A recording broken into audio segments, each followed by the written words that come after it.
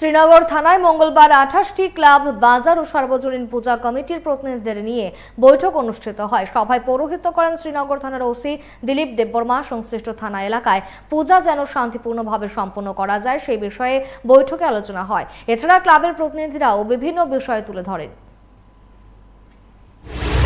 আগামী যে আসন্ন দুর্গাপূজা, এই দুর্গাপূজা উপলক্ষে আমরা বিভিন্ন ক্লাব সংস্থা এবং ফায়ার সার্ভিসের আধিকারিক, পিডব্লিউডি আধিকারিক, ইলেকট্রিক ডিপার্টমেন্টের আধিকারিকদের নিয়ে বলছি যে যাতে আগামী যে দুর্গাপূজাটা হবে ওইটা যাতে সুন্দরভাবে আমরা সঞ্চালন করতে পারি এবং ক্লাব কর্তৃপক্ষ যাতে আমাদের সাহায্য করে।